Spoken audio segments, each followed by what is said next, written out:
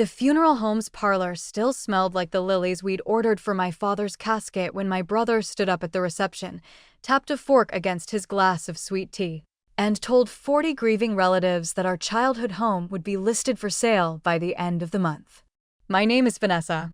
I'm 39 years old, a hospice nurse here in Savannah, Georgia, and 3 hours after I'd watched the funeral home staff lower my father's casket into the ground beside my mother's grave, I stood in the same building's reception room holding a paper cup of lukewarm coffee, listening to my younger brother Trevor explain to our entire extended family that the house I'd grown up in, the house where I'd nursed our father through his final 18 months of congestive heart failure, needed to be sold immediately to cover what he vaguely described as some outstanding obligations Dad left behind.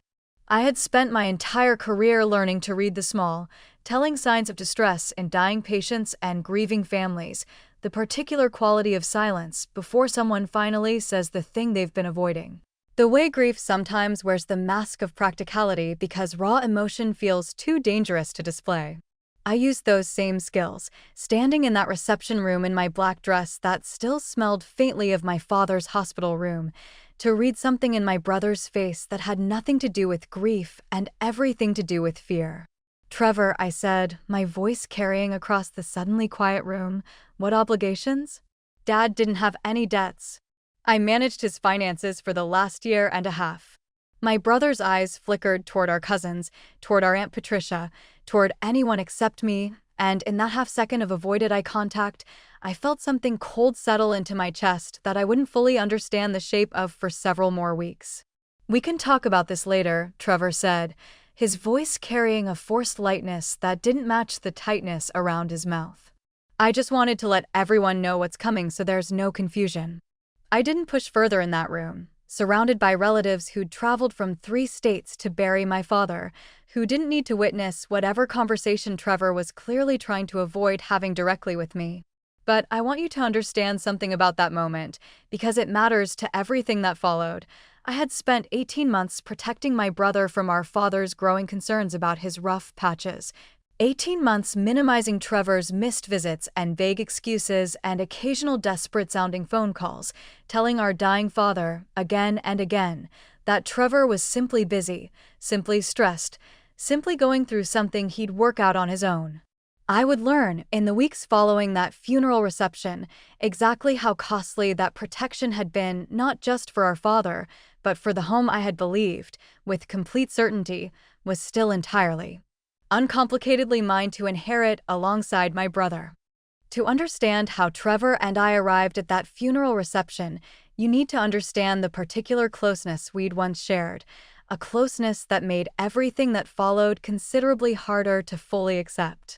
Trevor was 4 years younger than me, and for most of our childhood, I had been less his sister than something closer to a second mother. Our own mother worked long shifts as a hospital administrator, and our father, a high school shop teacher, struggled with his own quiet financial anxieties that occasionally darkened our household with a tension neither of us fully understood as children.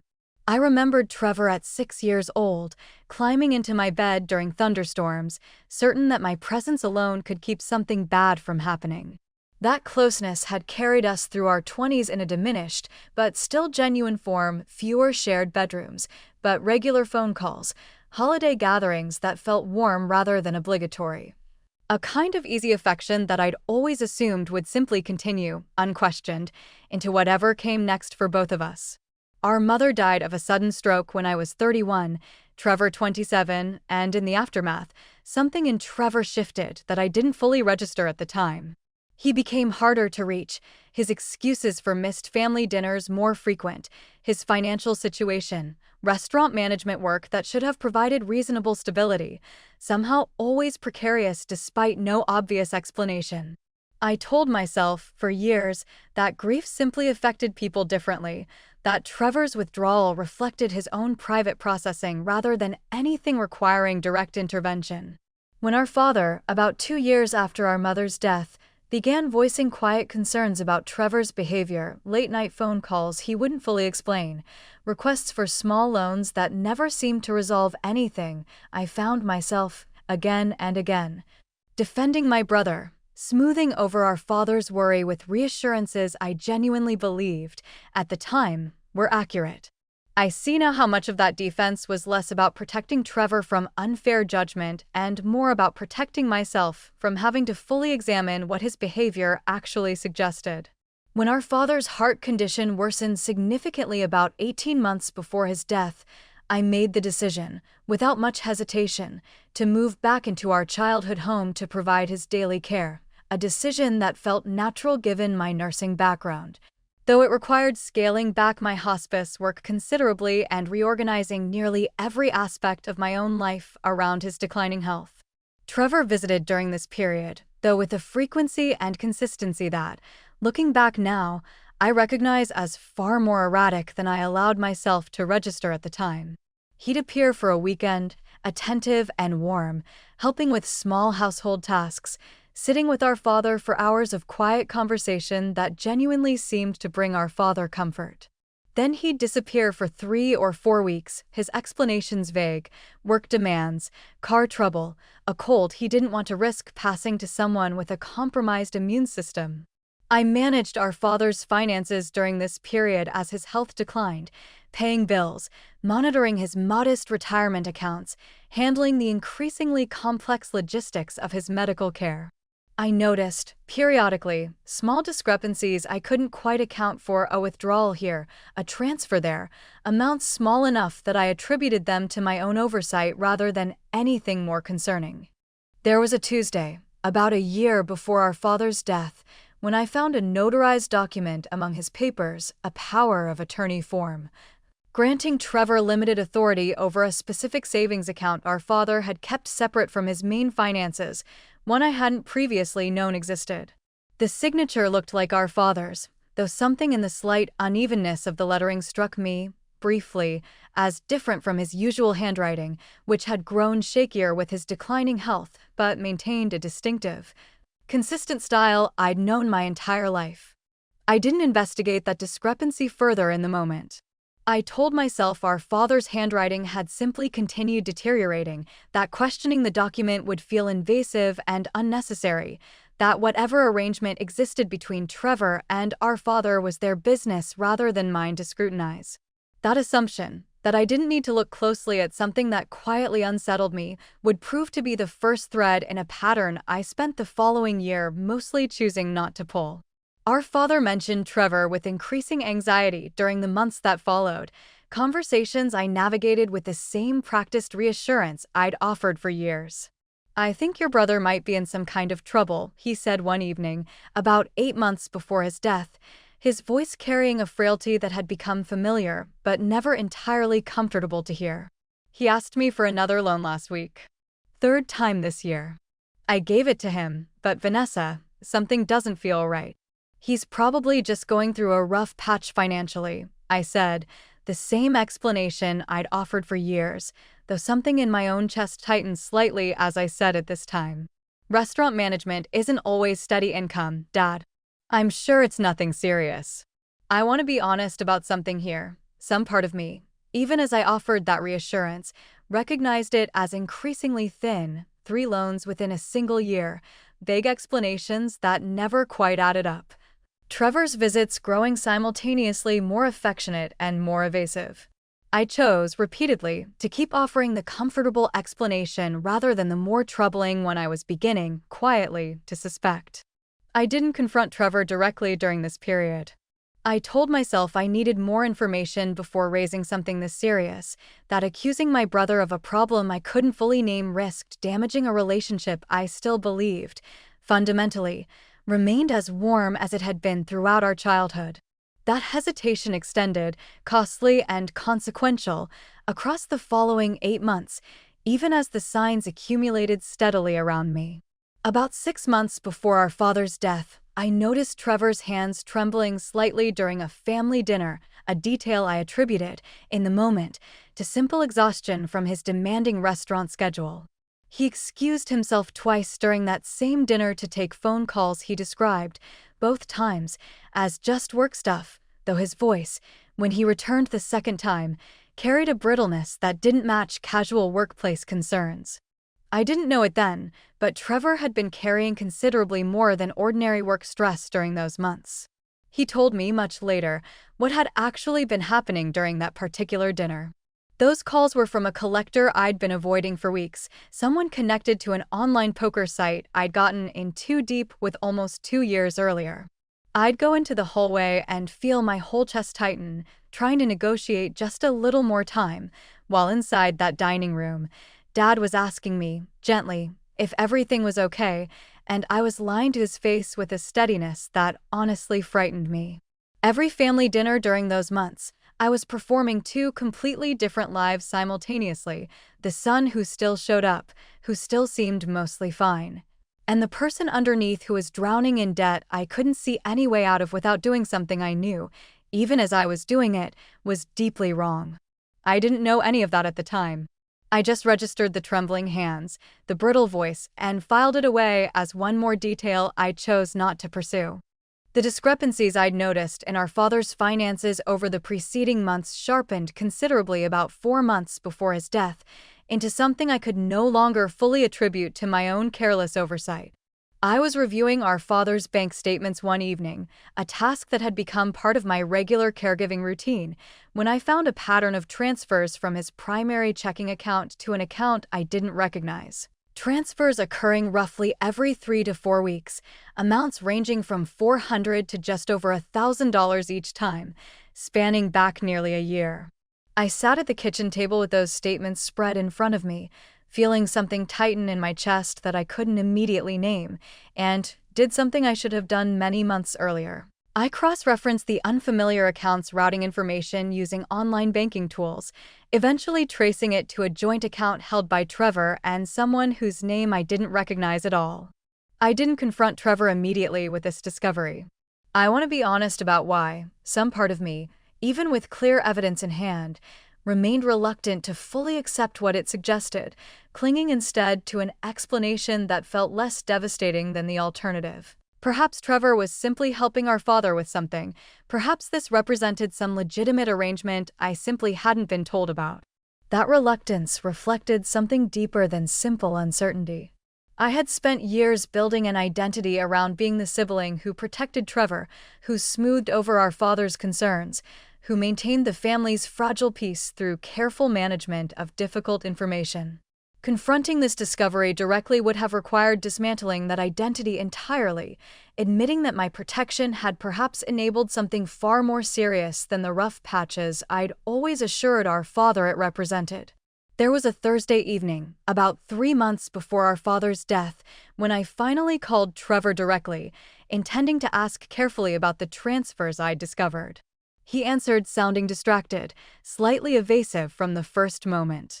"I found some transfers from Dad's account to an account that doesn't look like yours," I said, trying to keep my voice neutral, professional, the way I'd learned to deliver difficult information to families during my hospice work.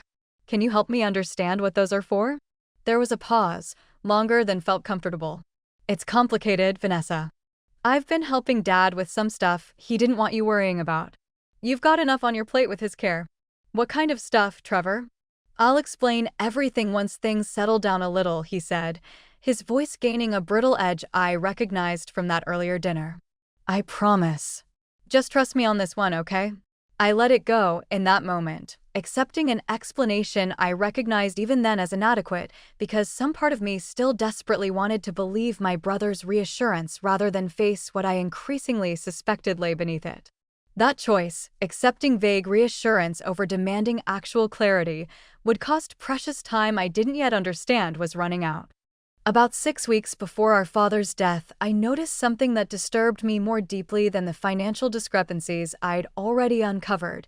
Trevor visited unusually frequently during this period, but his attention toward our father carried a quality I could only describe, looking back now, as anxious rather than simply affectionate. He sat with our father for long stretches, speaking quietly, occasionally producing documents he described as just some paperwork to keep things organized, that our father, his cognitive clarity beginning to fade alongside his physical decline, signed without the careful attention he would have brought to such documents even a year earlier. I walked in on one of these conversations, catching only a fragment, Trevor's voice, low and urgent, saying something like, "Just this one more thing, Dad, and then everything's taken care of properly," before he noticed my presence and shifted the conversation smoothly toward an unrelated topic. I didn't ask Trevor directly what that paperwork involved. I told myself, once again, that I was probably overreacting, that whatever arrangement existed between my brother and our dying father reflected some legitimate estate planning I simply hadn't been included in, rather than something requiring my immediate, urgent intervention. I understand now that this persistent willingness to accept the less troubling explanation, even as evidence accumulated steadily against it, was the exact blind spot that allowed Trevor's scheme to proceed essentially unchecked until our father's death made the full scope of it impossible to ignore any longer. Our father died on a Tuesday morning in early March, peacefully, in the bedroom I had converted into a hospice-appropriate space during his final months. I remember standing beside his bed afterward, feeling the particular, disorienting stillness that follows a death you've spent months anticipating and somehow still aren't fully prepared for when it arrives.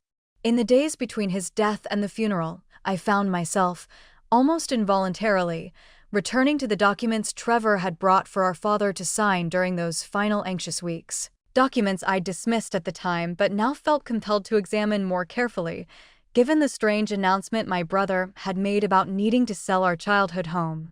I found copies in our father's small home office, tucked into a folder I hadn't previously examined closely, an amended power of attorney, dated just 5 weeks before his death, expanding Trevor's authority considerably beyond the limited scope of the earlier document I'd noticed over a year earlier. This new document granted Trevor authority over our father's primary accounts, including, I noted with a sinking feeling, the home's mortgage and equity line.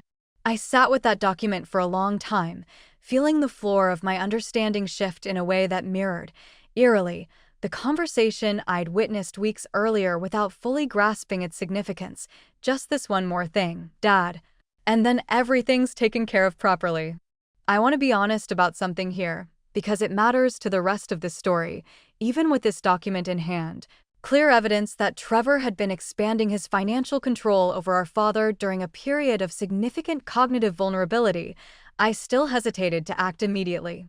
I told myself I needed to understand the full picture before confronting my brother directly, particularly during a week already devastated by grief, when accusing him of something this serious felt almost unbearably cruel regardless of what evidence I'd uncovered. That hesitation extended through the funeral preparations, through the service itself, right up until the moment Trevor stood at the reception and announced, to our entire gathered family, that our childhood home needed to be sold. I called my college friend Renata that same evening, after the last relatives had finally left the reception, and I sat alone in our father's now empty house, needing someone outside the immediate crisis to help me understand what I was actually looking at.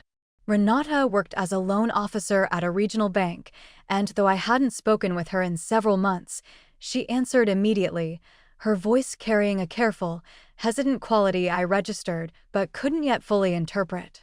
"Vanessa," she said, after I'd explained what I'd found, "I need to tell you something I probably should have told you months ago. Trevor came into my branch about 5 months back, applying for a home equity loan against your father's house, using that power of attorney. I processed part of that application. I had some concerns at the time. The numbers he was describing didn't quite add up to anything I understood as legitimate need, but I told myself it wasn't my place to question family financial arrangements, especially when the paperwork appeared properly executed. I sat with that confession for a long moment, feeling something complicated move through my chest, not quite anger yet, but a profound, disorienting sense of how many people, in different ways, had quietly enabled what Trevor had been doing while I remained focused on protecting him from scrutiny rather than protecting our father from harm. "I'm sorry," Renata continued, her voice carrying genuine distress now. "I should have called you directly when I noticed those numbers didn't make sense. I told myself it would seem unprofessional, maybe even paranoid, to raise concerns about a client's family situation. I think, underneath that excuse, I was also just afraid of an awkward conversation. I'm telling you now because I think you deserve to understand the full timeline before you talk to him. I didn't know it then, but Renata's hesitation had mirrored, in its own way, exactly the pattern I'd maintained throughout the preceding year, the comfortable choice to look away rather than confront something difficult directly. I spent the following 3 days gathering everything I could: the original limited power of attorney, the expanded version Trevor had obtained 5 weeks before our father's death, the bank statements documenting nearly a year of transfers, and Renata's account of the home equity loan application. A pattern emerged with devastating clarity. Trevor hadn't simply been struggling financially. He had been systematically extracting money from our dying father, expanding his legal authority specifically as our father's cognitive capacity declined, building toward exactly the kind of forced sale he'd announced at the funeral reception. I had proof now. What I still needed was the strength and the right moment to confront my brother with the full weight of what I'd discovered. That moment arrived faster than I expected, 3 days after the funeral, when Trevor called asking to meet at the house to start sorting through logistics. Trevor arrived at our childhood home looking exhausted in a way that went beyond ordinary grief, hollow-eyed, his movements carrying a restless, anxious energy I now recognized, with painful clarity, as something I should have named accurately months earlier. "I want to talk about the house," he began, settling at the kitchen table where I'd spent so many evenings reviewing our father's finances. "I know the timing feels terrible, but there are some obligations that really can't wait much longer." "What obligations, Trevor?" I asked, my voice steadier than I expected, the documents I'd gathered sitting in a folder on the counter beside me, though I hadn't yet revealed them. "I want you to actually tell me completely instead of the vague explanations you've been giving me for over a year." Something flickered across his face, recognition, quickly masked. "It's complicated financial stuff, Vanessa. I've been handling things with Dad's accounts to help cover some expenses. I don't think you need all the details." I felt something shift inside me then, not the patient, protective instinct I'd maintained for years, but something sharper, more immediate, surprising even me with its sudden intensity. "I found the expanded power of attorney, Trevor. 5 weeks before Dad died, while his memory was failing, you got him to sign over authority you didn't have before." I talked to Renata. "I know about the home equity loan application. I know about the transfers going back almost a year." Trevor's face went through several rapid transformations, shock first, genuine and immediate, followed by something closer to desperate calculation as he visibly searched for an explanation that might still hold. "You don't understand the position I was in," he said, his voice rising, defensive. "I was trying to handle something on my own so it wouldn't become Dad's problem, wouldn't become your problem. You took money from our dying father, Trevor," I said, my voice rising now too, something I rarely allowed myself, the careful composure I'd maintained throughout months of caregiving finally cracking completely. "You manipulated him into signing documents he probably couldn't fully understand anymore. And now you're standing in his kitchen, 3 days after we buried him, telling me you need to sell the house he raised us in to cover debts you still haven't even named." "I'm trying to fix it." Trevor's voice cracked then, the defensive posture collapsing suddenly into something rawer, more exposed. "I'm trying to fix something I never meant to let get this far." He stopped abruptly, his breathing ragged, his hands pressed against his face for a long moment before he looked up at me with an expression I'd never seen from my brother before: complete, unguarded devastation. "I need to tell you everything," he said, his voice barely above a whisper now. "Not the version I've been giving you. The real one, even though I know it's going to be so much worse than whatever you've already pieced together. It started almost 3 years ago, right after Mom died. I was drowning, Vanessa, not just in grief, but in this feeling like I had no idea who I was supposed to be anymore without her checking in on me every week. A coworker introduced me to online poker, just as something to distract myself with one terrible night, and I remember the exact feeling of those first few hands. This rush that made the grief go quiet for a few hours. I told myself it was harmless, just a distraction, something I could stop any time I wanted. I lost $400 that first week. I told myself I'd just win it back, one more session, and then I'd stop completely. That was the first lie, And once I'd told it to myself, the next one came so much easier. Within 6 months, I was tens of thousands of dollars in debt to sites I'd convinced myself were just entertainment, borrowing from credit cards to cover minimum payments on other credit cards, lying to everyone, including myself, about how serious it had actually become. When Dad's health started declining and you moved back in to take care of him, some part of me felt this terrible relief that you were handling the day-to-day caregiving so completely that I could keep my own collapse mostly hidden from both of you. I started asking Dad for small loans, telling myself each time that this would be the last one, that I'd find some way to actually fix this before anyone discovered how bad it had become. The power of attorney, I told Dad I needed it to help manage some paperwork while you were busy with his medical care, and some genuinely confused part of him believed that's all it was. I watched him sign it, watched his hand shake with the effort, and I told myself this wasn't really exploitation, just borrowing against an inheritance that would eventually be mine anyway. I have spent every single day since telling myself some version of that lie. By the time I expanded that authority 5 weeks before he died, I owed almost $90,000 to people who were no longer being patient about collection.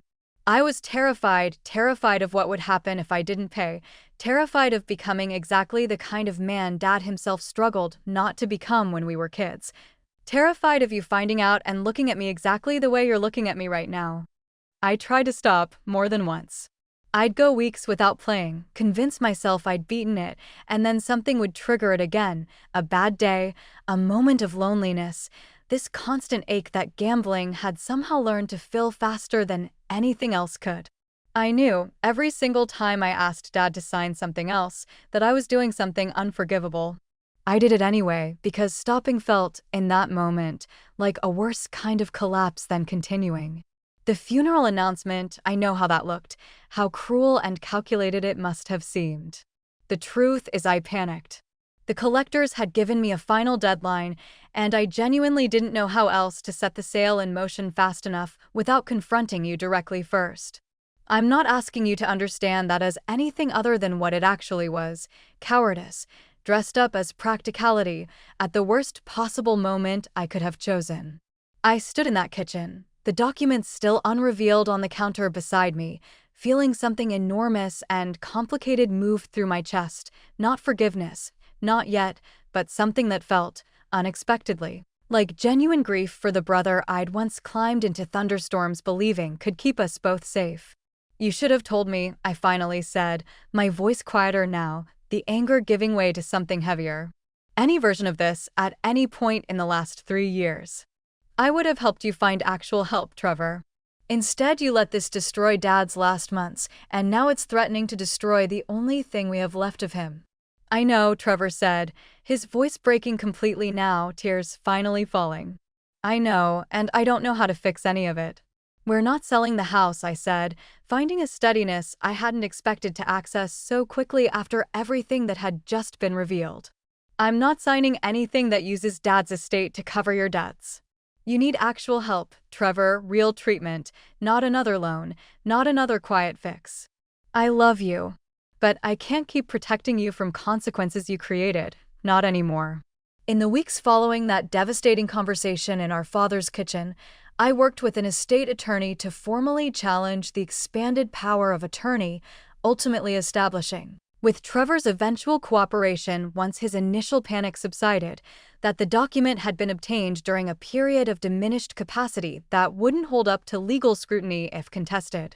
The house stayed in our father's estate, eventually transferring to both Trevor and me as joint heirs per his original, properly executed will, though I made clear, in conversations that felt necessary rather than vindictive, that any further financial entanglement between us would require considerably more transparency than our relationship had managed for the previous 3 years.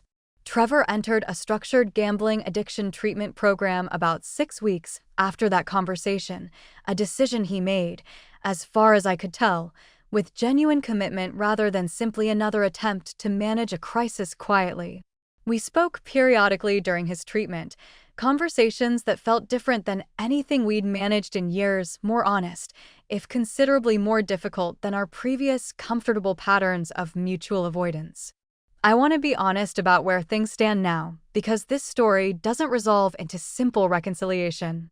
Trevor reached out about 4 months after completing his initial treatment program, asking if we could rebuild some version of our relationship.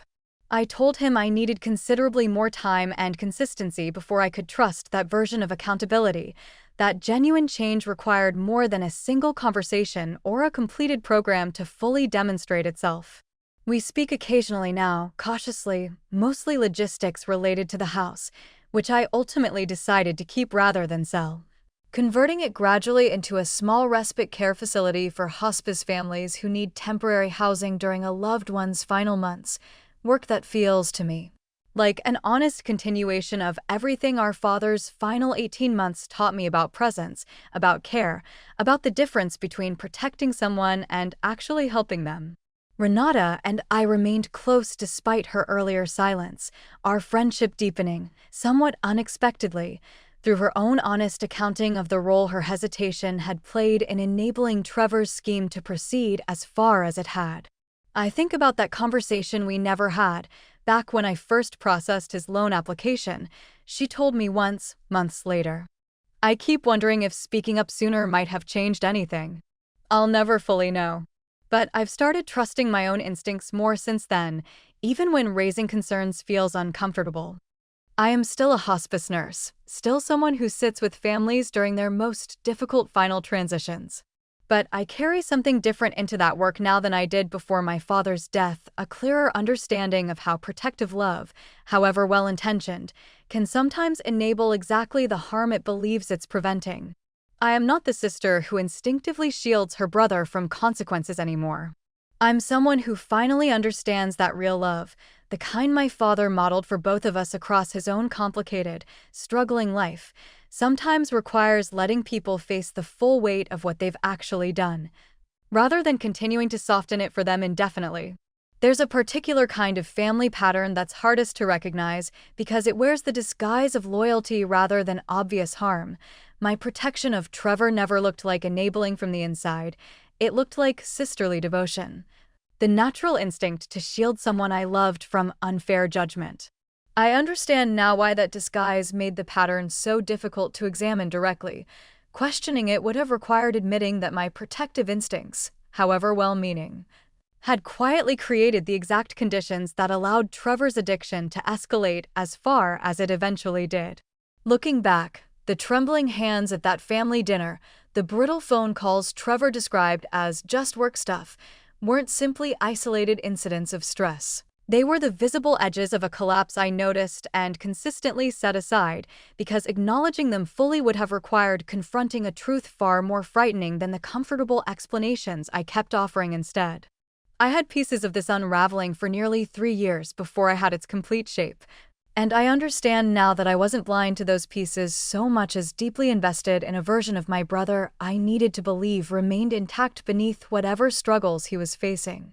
The real turning point wasn't the funeral reception announcement, dramatic and devastating as that moment was, it was the quiet decision, 3 days later, to finally ask Trevor a direct question and refuse to accept another vague deflection in response.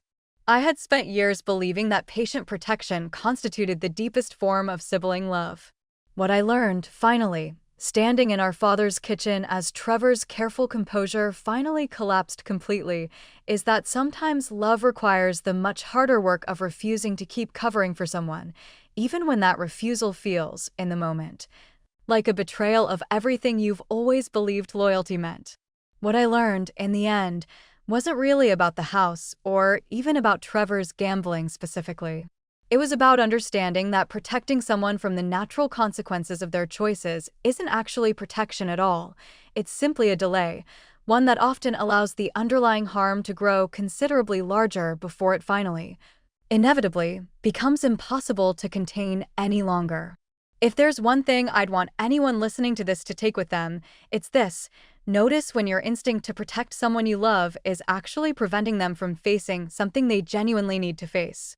Notice the vague explanations, the trembling hands, the brittle reassurances that something is just work stuff or just a rough patch. You don't have to wait for a funeral reception announcement to ask the harder, more direct question you've been avoiding. I hope you don't have to. But if some part of this story sounded familiar, if some part of you recognized yourself in the sister who kept softening difficult truths to protect someone she loved, let this be the moment you finally ask the question you've been swallowing and refuse to accept anything less than a complete, honest answer. I'm not angry anymore most days. I'm something steadier than that now. Something that finally understands, after everything, that real love sometimes looks like letting someone fall so they can finally find their own way back up.